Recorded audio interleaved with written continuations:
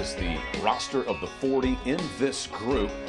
Is there home state advantage, JT, for Crochet and Gerald Sporer? And let's not forget Keith Pochet is a Louisiana native as well. So I actually talked to two of those three guys last evening. Crochet said he's only actually been here twice before. Said he had 2 good events, but he said the water temperature was about 30 to 40 degrees warmer than it is right now. Wow. So you can take that out of there. Sporer lives a little bit closer, sounded pretty confident, and I did not get to talk to the third musketeer, Pochet. That's where we are. There's Gerald Sporer, Gonzales, Louisiana native. My luck, Al.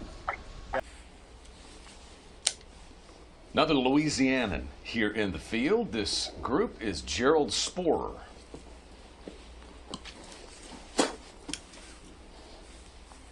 Gonzales, Louisiana. Cliff Crochet is from Pierre Part. I've been trying to figure out how to properly say Darbone, and I've probably tried 5 or 6 Darbone, and in one sentence, Cliff Crochet hit it perfectly, of course. Well, yeah. I can never replicate what he said. All right. Nor can most. Gonna start. It's tough, so I figured I'd start out finesse cranking. Probably do that the entire first period, and of course, you know, I got a few other things on the deck. But as it warms up, I may start transitioning to more power fishing stuff, going with like a chatterbait and things like that. But I'm going to focus on this riprap, the little bit they have on the lake, and with a crankbait, and see if I can pick up a few, and just kind of move around the lake and try not to get caught up with moving around too fast, because I think it's going to take some patience to get these fish to bite. And I was going down this stretch right here, and my other Cajun buddy was up there, so I'm going to turn around and go the other way. Got a little wind on this side too, so it might be better. But we'll fish all this lower end stuff mostly. I say that mid-lake stuff mostly, and then as it warms up, I might end up moving up one of those rivers, throw a chatterbait for a little while in third period.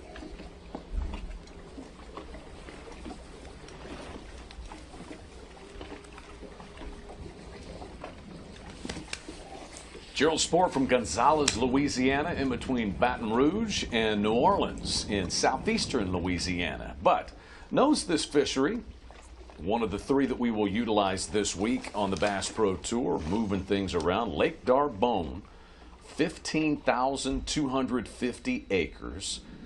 It was first opened in 1957. The Lake Darbone State Park in Farmerville in Union Parish. Let's let the Louisiana native Gerald Sporer take us through today's lake breakdown. Here we are at stage 1, Lake Darbone, just outside of Monroe, Louisiana. Lake Darbone is a bayou Darbone that was man-made, and it has a lot of natural structures that are available to fishermen. You'll see lots of cypress trees. You'll see some man-made riprap. You'll see vegetation, grass that's still available even though the water temperatures are low that anglers can target. You have 2 bayous that feed the system. One of them is a little more stained than the other, and they're very similar in a lot of ways. You'll see a natural river channel that runs throughout the system, very windy, tight bayou with hard turns in it, and these anglers have to stay in this river channel to get to their fishing areas. It's very, very hard to navigate on Bayou Darbone, and so some of the anglers will actually find fish associated with this channel, and some anglers will try to get away from this channel and try to get out on the many flats that we may have or towards the cypress trees that are along the shoreline. A big technique that'll be popular this week is finesse cranking. Some guys will catch them along trees, riprap, around bridges, and things like that. So one of the big challenges that anglers will face this week is we were hit with Winter Storm Landon, and Winter Storm Landon came across the entire country and brought freezing temperatures even to this area. So temperatures were in the low 20s, water temperatures dropped into the mid to low 40s, and so this in Louisiana makes the fishing very hard. Also, it's very hard on the anglers. So anglers will have to figure out how to catch those bass in those really cold conditions. Guys will just have to put their head down in certain areas and then get one at a time throughout the system until hopefully they get enough weight to advance. I don't think it's going to take very much weight due to the cold conditions to advance to the knockout round. My predictions are probably around 10 pounds for a 2-day total for a guy to advance, and I think the leader maybe 20 to 25 pounds. Gerald Sporer.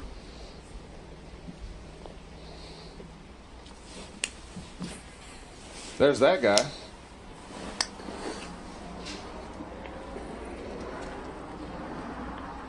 That make you a little bit nervous if you're out there. Like, why is okay? Probably just covering the event, or well, hit my starting spot, and the only reason I hit that spot was because I felt like it was gonna get a lot of attention from other anglers. Didn't get a bite, and I just ran down the lake. These are some rocks that I found in pre-practice. You can't really see them. They're under the water, but it's an old roadbed that goes through here, and there's some nice rocks with some decent depth. And I'm gonna go down this stretch with this crankbait, see if I can get one. Nobody's on it right now, so that's good. Hopefully it's good. Keep running this kind of stuff until the day warms up a little bit. Water temperature gets above 50. If this isn't working, we'll start doing some other stuff.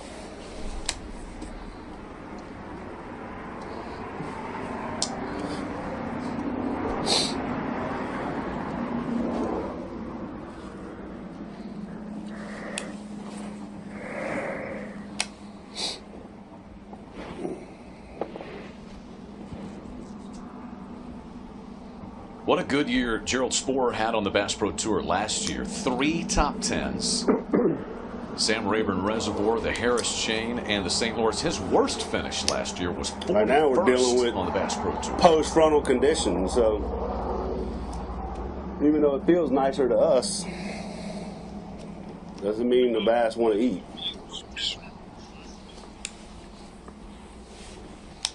You have that consistent year like he did last year. You get to fish a lot of bonus events, and he fished 3 of the 4 cup events. Free money. During their move, Andy Montgomery just took over first place with 1 fish, 5 pounds, 12 ounces. Go! Jordan Lee is in second now with 4 pounds, 13 ounces, 2 fish. You get an update there. Jordan Lee is up to second place now. 12 scoreable bass. He has caught his second. We have a new leader, Andy Montgomery, that we will tell you about. But up until that, our leader was David Dudley. We saw a little glimpse of what he is up to, and we get a little further update now from Rob. And the best part, JT? Oh, it's free shipping. No, well, it's free, but not free shipping. There's no, yeah, I think your rod and reel will get shipped. You caught him on his phone. Yeah, he was dealing with his social media, social media giant that he is. No, I was actually looking up something on... Real Quiet, the 98 Kentucky Derby winner. It's close. Gerald Sporer. Stay hooked up, baby.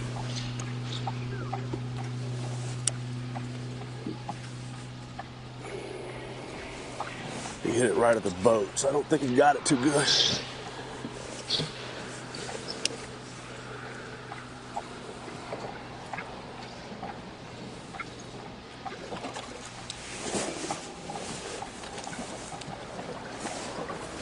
I want to score.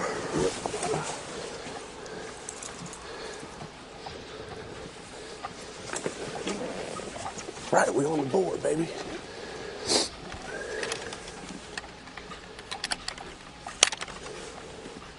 Two pounds, 9 ounces. Right.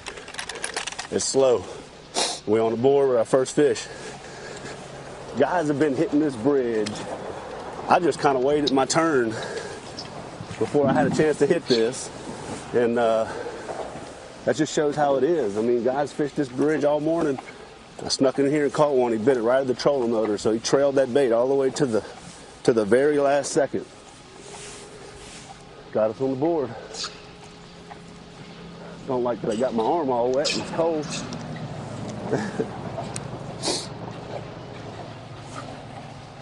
It's a pretty good one to get things started with for Gerald Spoor. You know, you just pluck 1 or 2 per period, Marty, and you're going to be in good shape. Yeah. Oh yeah, dude. Y'all need to we need to hook up. Back over to Spoor. Are you with Major League Fishing? Oh, okay. All right. And the Cajun Baby? Oh, yeah, we did some stuff with him. Yeah.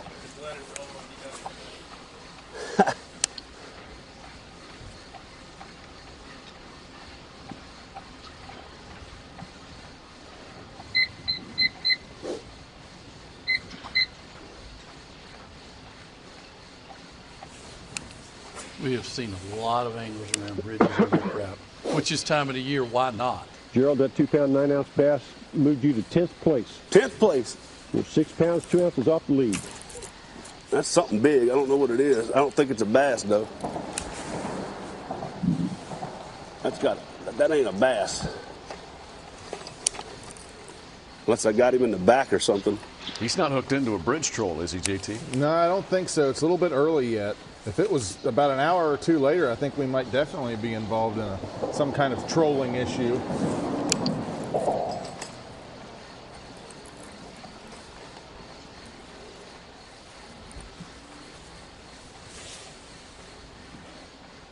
Oh, it is a big bass.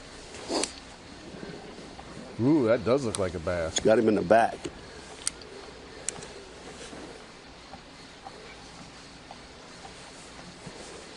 Oh, if I get lucky if I land this one. Got one hook in the back.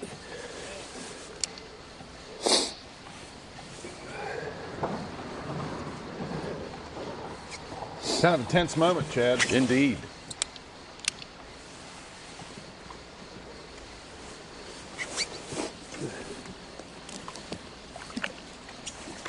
Oh, look at that fatty, dog. Fatty. Woo!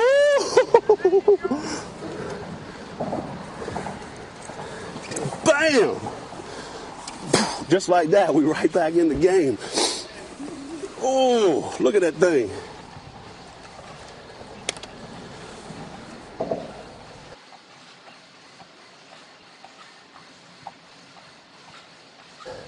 £4 pounds 3 ounces. Nice. 4 pounds 3 ounces. She's getting ready to spawn. Look at that. Looked like she ate a basketball. Woo! Can't get discouraged. You got to stay with it. That's 2 fish off this bridge. That fish didn't even bite it. I hooked him in his back. It just goes to show how hard it is to get a bite. I wasn't going to pull too hard. I was like, this isn't a bass. I didn't want to pull too hard because I needed to make sure it wasn't a bass. And sure enough, he showed himself, and I like to lose my breath.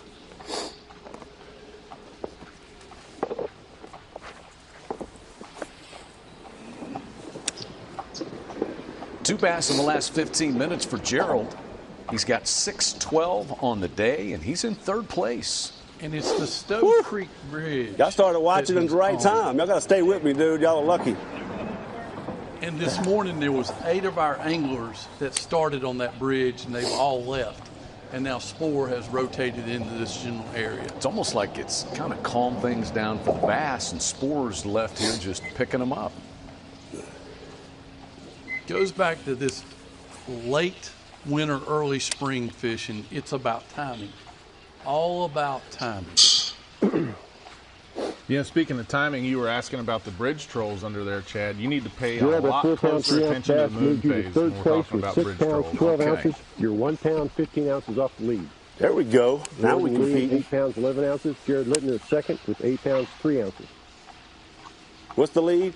8 pounds 11 ounces. Jordan Lee. Lintner is first, Jordan Lee second. Here's Gerald Sporer, who is in third. Showing off his gloves there a little bit. Not sure if he were meaning they were really good or if he meant they were really bad. But he was showing them to us. Most importantly, are they really warm? Correct.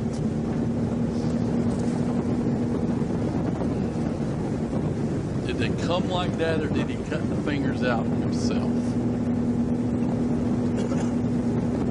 The point I was going to make with Jordan Lee, as soon as the calendar flips in January, everybody wants to talk about pre-spawn. There's a time period that is late winter, early spring. Fish only have two things on their mind: comfort and food. It has nothing to do with the spawn. Sounds like Thanksgiving. Lee second place. Gerald Sporer is in third. Interested in a snack, JT? The Snack Shack. That is a iconic place here on Lake D'Arbonne. Wait a minute. You've never been to Lake D'Arbonne? How do you know? I've been there.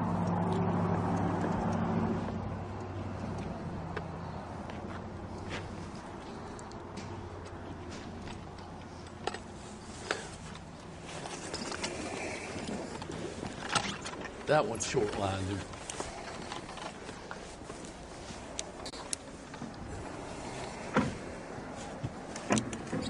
Got it.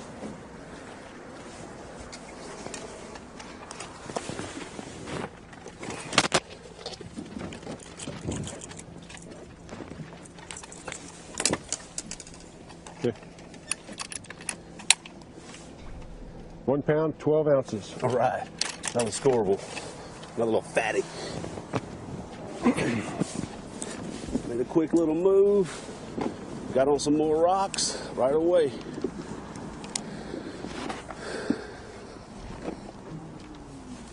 So Sporer adds another one.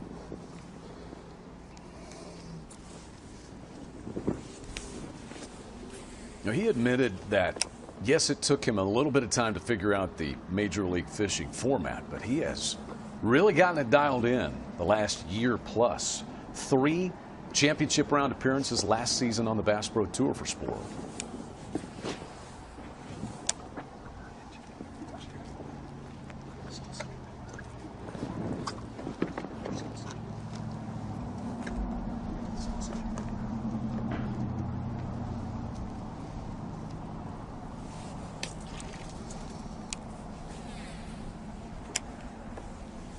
Talking about getting it dialed in. When you look at these guys, you go back to the number of events fished, but prior to this year, he was up to 82 events fished. A lot of that has been under our umbrella. And then you look at guys like Gary Klein and others, there are 400 events fished. I really think it's somewhere around that 100th event where anglers truly start figuring out who they are, what their identity is, what their strengths are. There's some that accelerate that. But Sporer's just now getting around those number of events where he's starting to have confidence. Now it gives you 8 pounds, 8 fisherman. ounces. You're 3 ounces behind second place Jordan Lee with 8 pounds. That 3-5. Gerald Sporer moving on up the score tracker late in the period. He was around that same bridge as well, JT. It's just one of those little pinch points. Any kind of little wind or anything just makes a little current run through there. Just this time of year is a really good area to be in. And obviously you can see by this one right here, it has really helped his placement on that score tracker. Jordan Lee second. Let's check in on Gerald Sporer. And then that 4-pounder, worst case scenario, that's a heavy hitter's fish. I mean, I hope I catch a bigger one, but it wouldn't be the end of the world if I left with that on this tough fishery.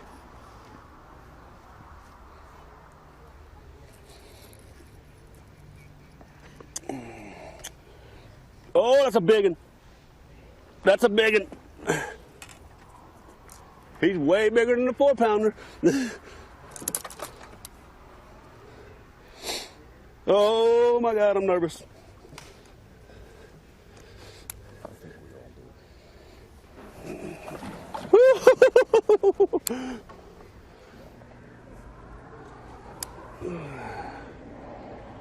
Come on, big girl. Go!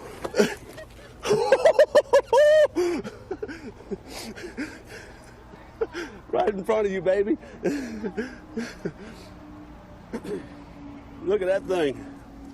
My goodness. Lake Darbone's got some big fish. Thank you, sir.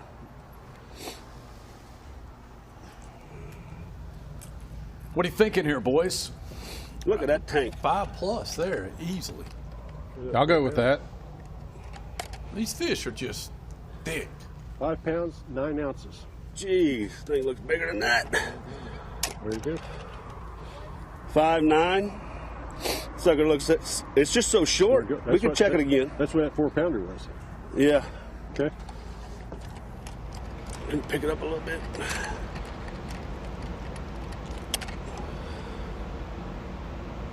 Five pounds, 9 ounces. Okay.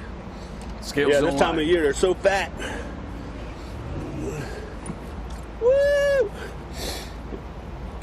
Woo! I made like 6 casts up there to that corner.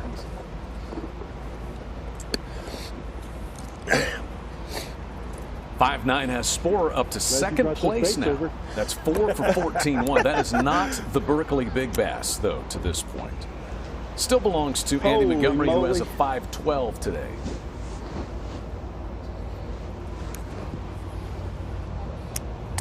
What better way to watch it live than actual live?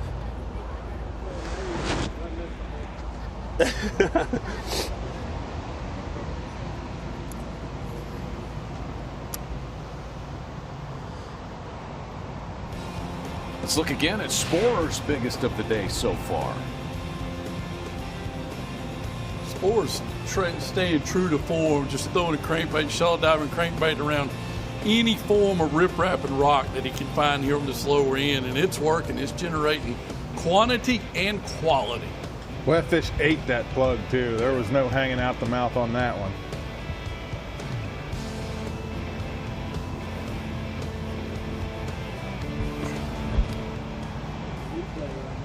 Yeah. Oh, they're doing it? Oh, he's getting updates on our coverage. Tell Gerald we said congratulations on that. Not quite the Berkeley Big Bass of the day.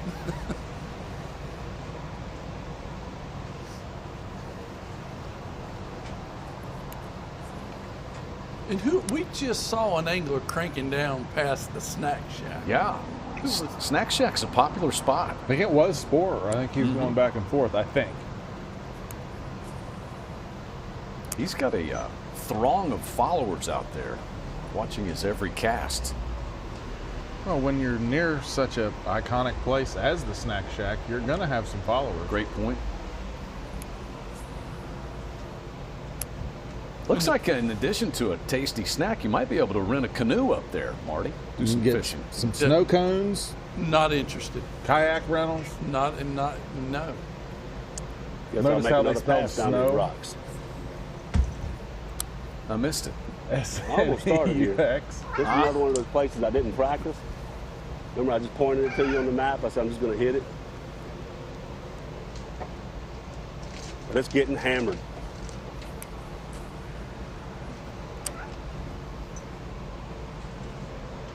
Marty has a hard and fast rule. If there's no motor, he does not ride in it. I have not wavered from that rule since we've started up here.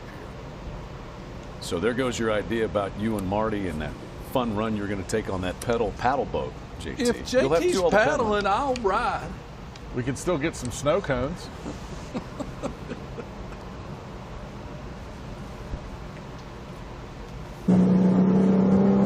Now over to Spore, also making a move.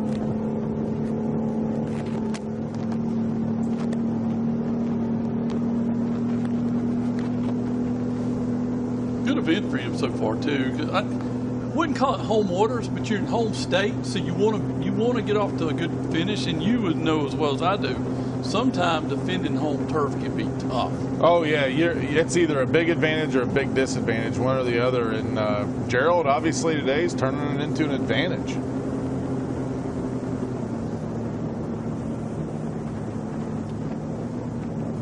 Yesterday, Browning was up there, and and mentioned that it looked to him like that mud was coming down. That may be what has happened, as we get a good look at the Louisiana native, Gerald Sporer.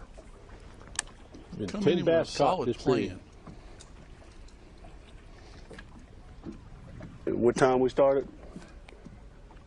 How much time we got left? Oh, 11:40. Oh, we have an hour and, let's see, hour and 12 minutes.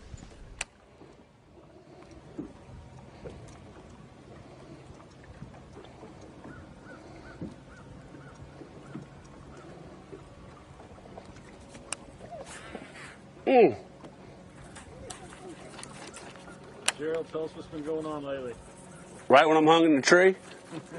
Seriously? Am I live? Well, lately I've been squirrel hunting in this tree, trying to get me a limit of squirrels. Anyway, I'm just running these little stretches of riprap with this little Nomad crankbait. And you never know when you're going to get a bite. I mean, the last area where I caught that 5 and those other ones, guys are hammering that stuff. It's one after another, after another, after another, but you just got to keep making passes on it. The trick is to get the crankbait down and really just crawl it on those rocks, and it moves real slow, and that's what it takes for one of these fish to get it. I haven't caught any fish on anything but rock, because that's all I've been fishing, really. But in a little bit, I'm waiting on that third period. That third period, I'm going up there by the state park and going to start fishing some of those flats, punching some of that grass and throwing a chatterbait, and maybe, I don't think it'll be warm enough to swim a jig yet, but I'm getting real anxious to go swim a jig. But that's it. I'm just trying to get one bite at a time.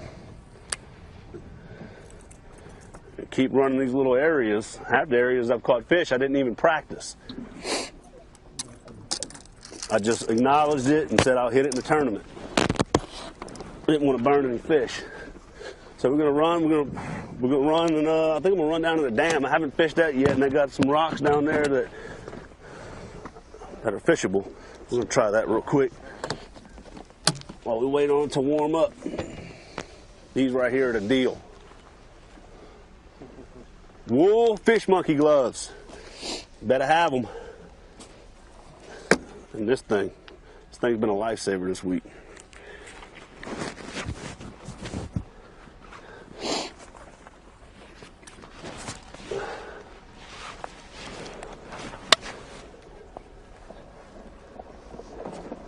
Was that all live?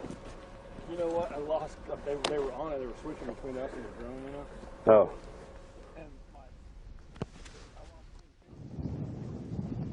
Here on the Bass Pro Tour, here is Gerald Sporer. That was still pumped.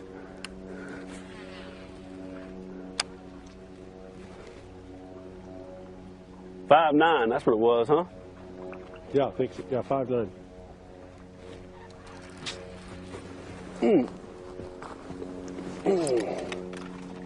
Oh, crap, I'm about to hit the dock. Scoreable.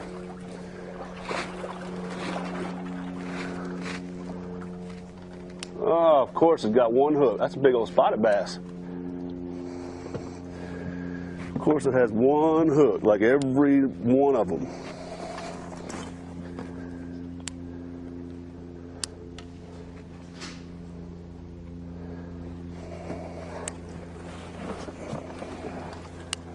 Ah, good. I stuck another hook in it.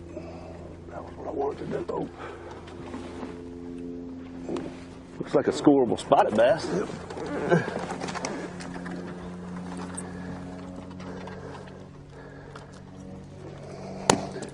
Ain't good, they're cold and lazy. Because if they were jumping, it might be. Come on, baby, a 1/8.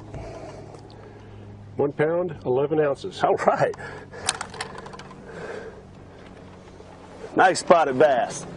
First one of those I caught this week, but I haven't caught many bass, so I'll take it.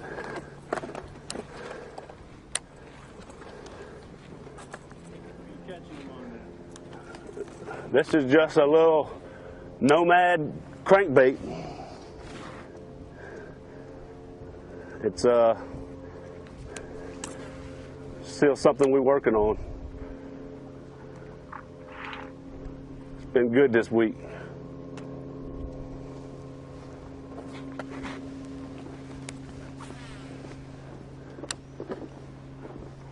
Nomad Designs, a new hard bait sponsor of mine, and they've been big in the saltwater space for a long time. They're just now about to make a push into the freshwater world and look for some really cool stuff to come from them.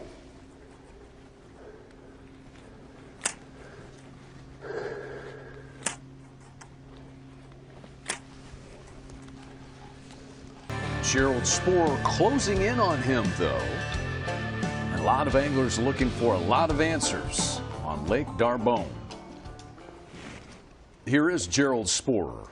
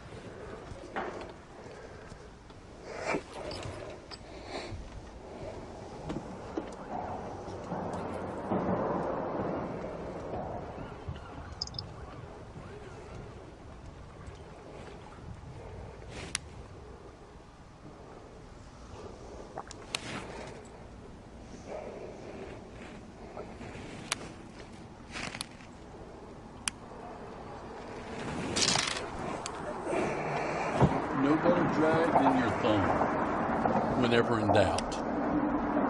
That's what I use. Come on, girl.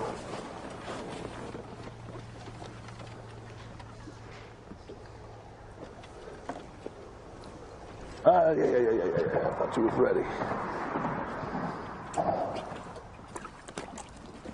Careful. Couldn't stop it. We need some rest anyway. Yeah. Couldn't stop it. You got that in my seat too. Let's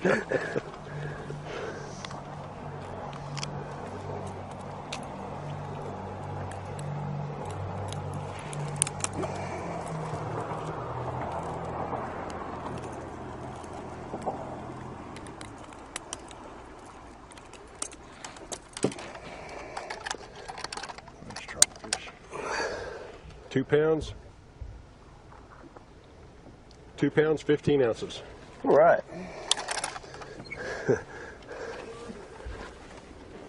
I'm back. Man, I've made like 7 casts from this direction and then turned around and went through there, casted this point, and turned around and threw 1 cast that direction and the fish bit. So, I mean, they're so hard to get to bite. You just got to try different angles and keep casting. And there's been several fish that I caught that it took 7, 8, 10 casts before I got the bite. But that's what you got to do. Wintertime fishing. I'm going to penalty hunt. Need a little break.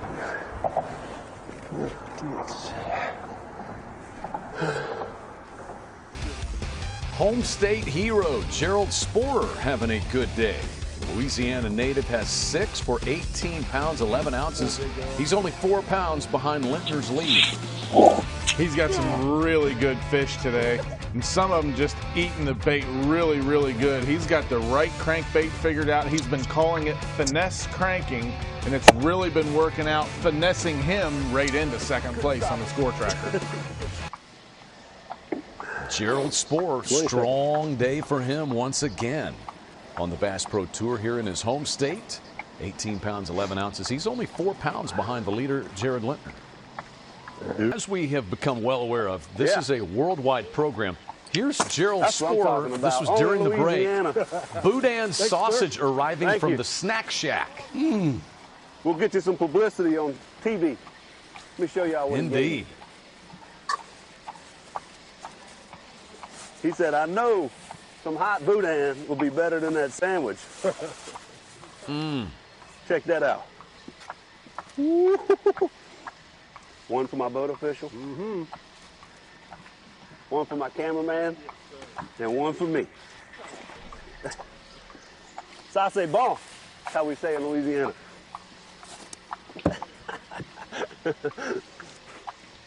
Perfect snack. Let the party begin. Some good people around here, huh? They've all been real nice and supportive.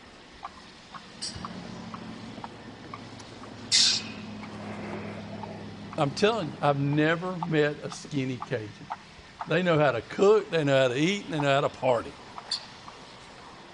There he is, the owner of the Snack Shack.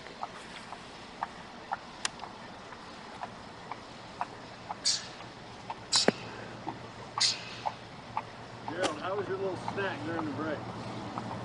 It was unbelievable. Best boudin I ever had. Right here at Tails and Shells.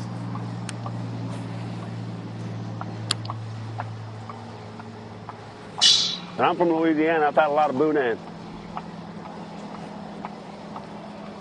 Say about the hospitality down there. Well, that's the best thing about Louisiana is when you come here, there's no other place in the country where people just enjoy hosting. They're so proud of their culture in Louisiana that they just want to show you. Let me show you. Let me show you how good our food is. Let me show you how fun our outdoors are. Let me show you everything we got to offer. And that's what's cool about Louisiana. Is everyone loves to entertain and host. And it shows, right? When you come here, I mean, we hadn't had a venue with this much fan interaction in a long time. And they're so grateful we're here. And almost every fish I've caught, someone's been on the shoreline watching me and talking to me the whole time. And so that's just doesn't happen everywhere. That's why it's such a special place.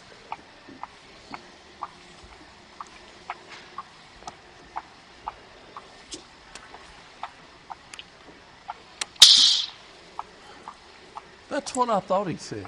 Tails and Shells.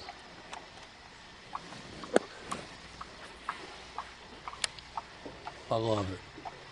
Louisiana, sportsman's paradise.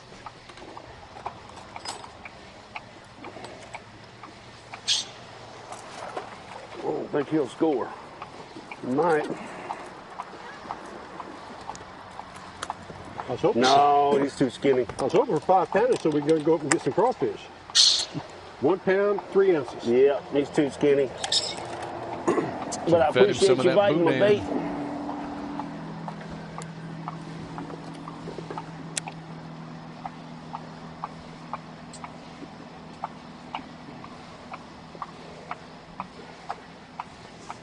Sporer's been working back and forth this year, and a lot of other competitors have too. But he's just got the right rhythm with this crankbait. Me and my old team partner back home, when it got this cold, we called it chewing the rocks. There's a difference between grinding in there and hanging up and just barely ticking over the top, where that crankbait's chewing the rocks, generates more bites. And Sporer's got this figured out. He is in second place.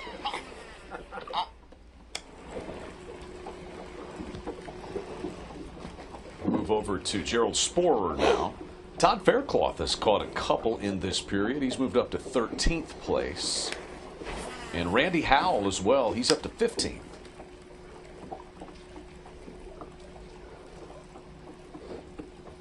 Just saw on Major League Fishing's Facebook page that Sporer was sharing some boudin with his official and his cameraman. Yeah, were you not out here? We showed that. You were on your break. I must have been. Yeah, well, I was helping the United States ice fishing team, Chad. That's kind of a big deal. And we appreciate that, and avoided an international controversy in the process. We did. But still, I would like to have had some of the boudin. Well, I am also a boudin fan. Of course. It's delicious. And best made in Louisiana. And we got the name of the restaurant. I mean, the snack shack was there, but what was it? Tails and Shells? You nailed it. Or it could have been Shells and Tails. Either one. Sure. Sure, a quick internet search would reveal the proper answer. You got to be But the careful with owner those. of the establishment brought it down in a bag, had a box, threw it to Gerald Sporer, Nice. and he shared with everyone on the boat. And he said he is an expert in boudin, and it was the best that he had ever had. Wow. Now that's saying something. Gerald years ago had actually, I told him I was driving through Louisiana, and he had sent me to a place somewhere down along that I-10 corridor. He knew the exit, everything. He said, this is where you have to go. This is the best boudin. And I bought a lot of it, froze it, took it home.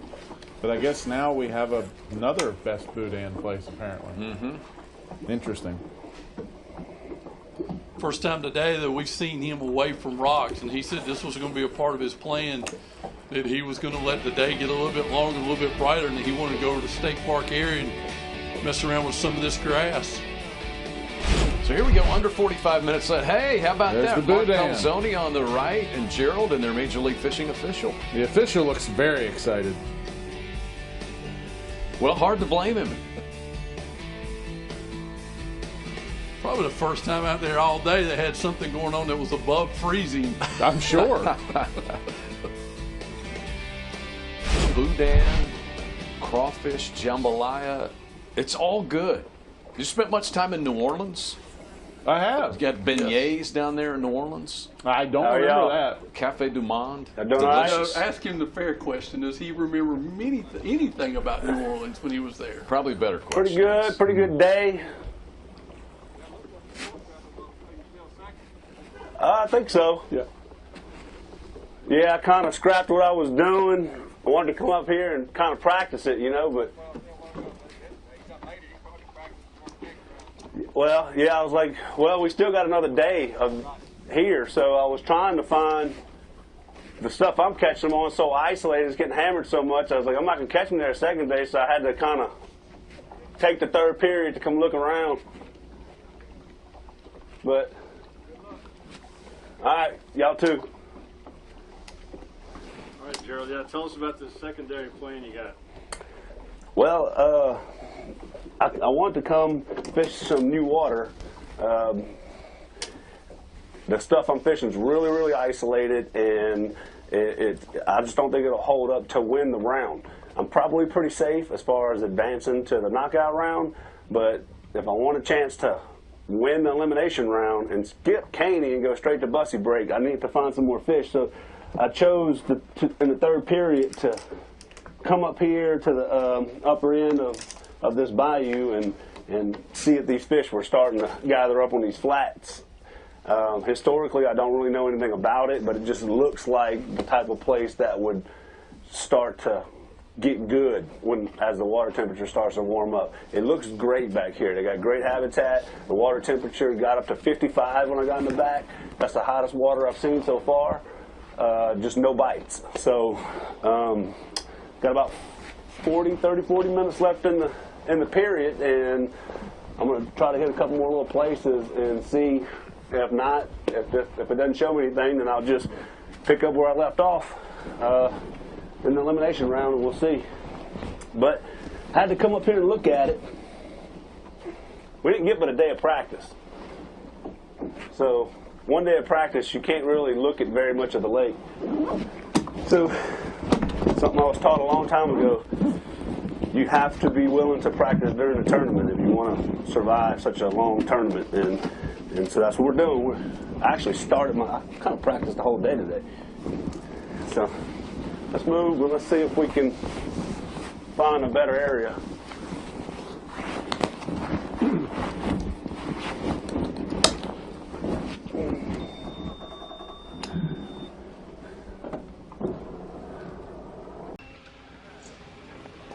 And it's been a good day for Dudley and Gerald Sporer as well. Dudley third, Sporer is in second place.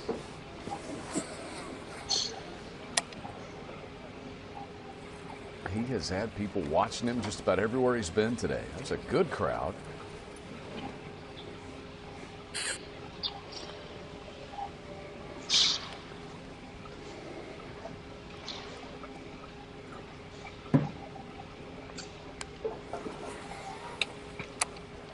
As will be Gerald Sporer, 18 pounds, 11 ounces, 6 scoreable bass for the Gonzales, Louisiana native. Yeah, did a nice job today cranking up some fish around riprap. Third period went exploring a little bit, practicing per se, but all his damage today was on the shallow running crankbait around riprap on the lower end of the lake.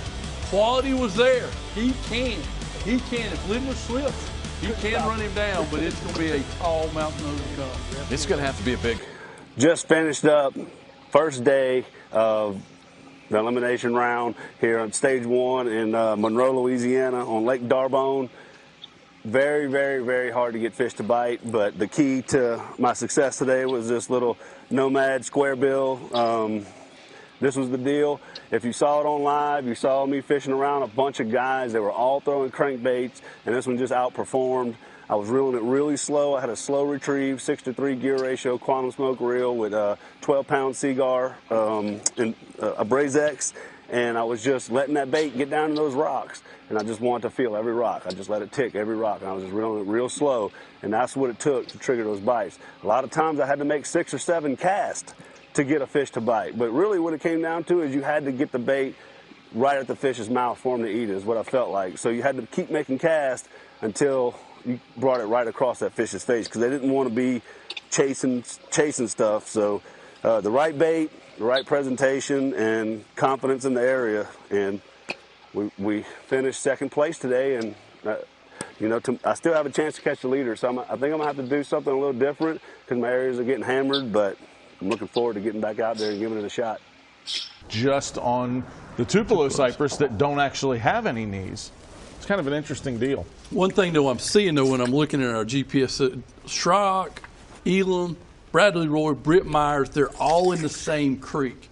Maybe we're seeing a little bit of that push that Rob Newell was talking about earlier in the day in a small area.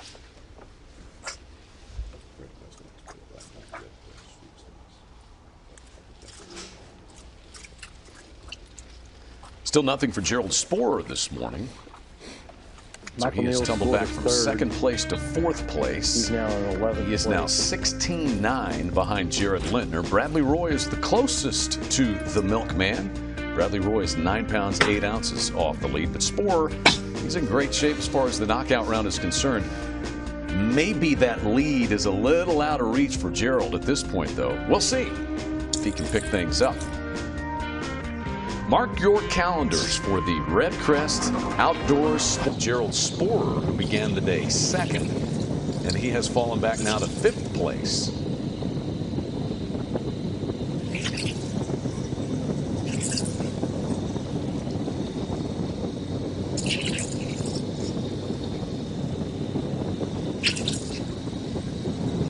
So Poche breathing a little easier after his first scoreable bass of the day.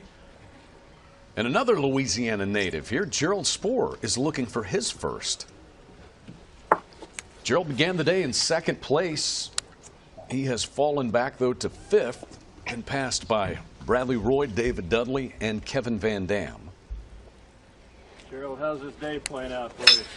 Well, it's pretty amazing how you can feel like you're doing all the right stuff and not catching them, but that's how easy you can get out of rotation. Is the only thing I did different was I hit my good stuff earlier, and everything started happening for me about mid first period the other day, but I was in a little bit different rotation, and today I'm running all the same stuff and I have not got a bite. I watched a couple fish get caught, so when they were biting earlier, when the score tracker was moving, I was on my best stuff where I hit those places multiple times to make sure that I couldn't get a fish to bite, and nothing. So I'm about to hit this one last stretch of rocks right here, and then they got some deeper cypress trees right over there behind me. I'll go flip those for a little bit, see if I can flip one or two of them up with a D-bomb. And then I may rotate on these rocks again and see if, but like I said, I called this. I said, this stuff can't hold up. It's just been getting hit too much. For the amount of practice we have, it's just we're all hitting the same stuff. And it's 5 days of fishing now on Lake D'Arbonne, hitting this obvious stuff, and it's just getting harder and harder to get a bite. So we're just gonna, I'm not gonna keep doing the same thing. I'm gonna mix, that's why I'm gonna go flip them trees to try to do something a little different. See if I can get some flipping. I figure there'd be some new areas of the lake start to open up because the conditions have been stable the last few days. So some things that haven't shown any success might all of a sudden start producing. We'll try to find one of those new areas that hasn't been doing anything for anybody, and maybe I can make a run at it. But keep fishing. Stay positive. That's the trick. Stay positive. Regardless, I'm pretty sure I'm safe to get to Caney. So I still want to try to fish in a way that I can just make some ground up and catch the leader. I haven't figured out what that way is going to be yet, but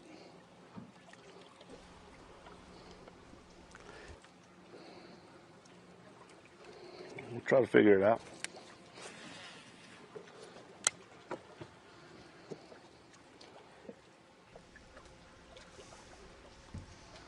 Good news for Spore, he's playing with house money today. It does not knockout round or win the round in the conversation.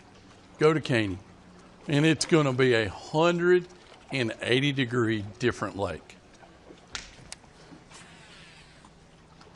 I think we get Gerald some boudin sausage at the period break, and he's going to be just right, JT. Oh, I just can't imagine how, if Sporer says it's the best he's ever had, and I've been in several, let's say, boudin situations with Gerald over the years. Mm-hmm. If he says it's the best, that's amazing. So if you were him at the break, right before the break, would you run over there, power pole down, and then go up on the bank and go ahead and place the order? I'd probably just go right now because I'm already in the knockout round. I'm already going to Caney. It's only 12 minutes. 14 ounces. That moved him up to 7th place with 17 pounds, 7 ounces.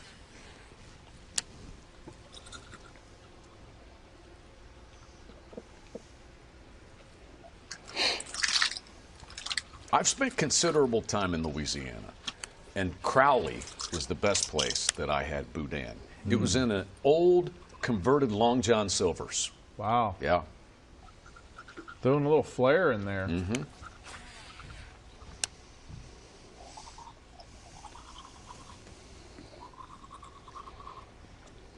Watching all this fishing in Louisiana, I'm really missing some mud bugs. Mm.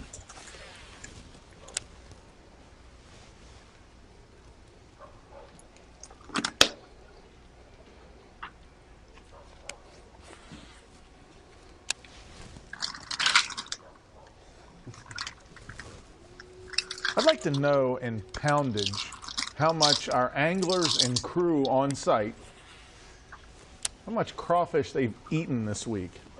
Like a total. Probably more than the total weight of bass caught this week. I feel that's a fair statement. Because we're at about 750 pounds starting today. Yeah. I feel safe to say it exceeds that. So you got 80 anglers. What do we got? 25 people on site probably? Mm-hmm. 10 pounds an angler. Yeah, easy. I saw JT wreck more than that in 15 minutes when we were in Conroe a couple of years ago. Facts.